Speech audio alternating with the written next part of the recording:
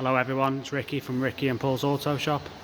Currently working on this Mercedes here, just a very quick diagnosis. Customer's complaint is that he's got no air conditioning, it's not blowing cold.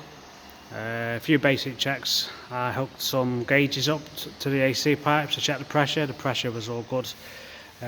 Next thing I did is just quickly run through the fuses, they were all good, and then I just got the scanner out, scanning for fault codes.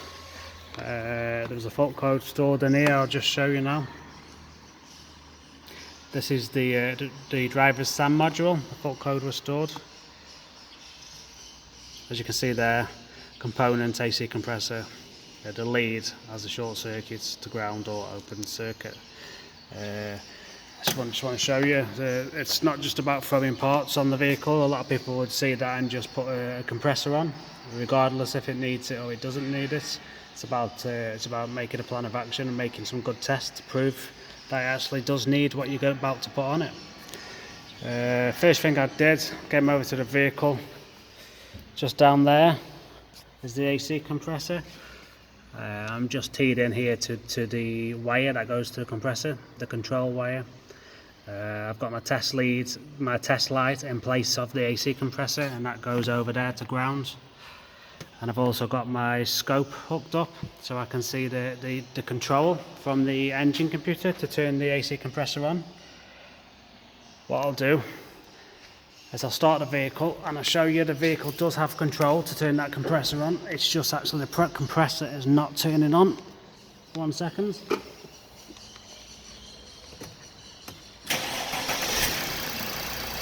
Okay, so I've started the vehicle up. If you just look at my test light, you'll see every now and again it'll come on. You see how that's coming on, and I'll set the scope running. Scope's running. As you can see, the engine computer's got control of the system, so it's capable of turning it on.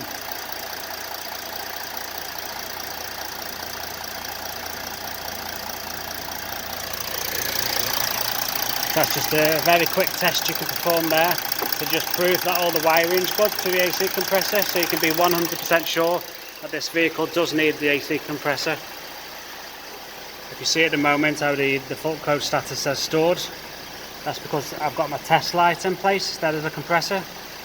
The compressor's shorted internally, that's why the fault code's being stored, and the AC is not working, so this vehicle does need an AC compressor.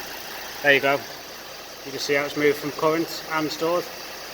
You'll find now that the controls disappeared, or you will do very shortly. Yeah, that's because the computer's looking for a certain amperage running through the compressor. I think it looks at about 750 milliamps for this particular one, and my test light's only capable of 150 milliamps. But that's, like I say, just a very quick test to prove that it does just need an AC compressor and nothing more, and it wasn't a guess, it was diagnosed correctly. Okay guys, thanks for watching, see you next time.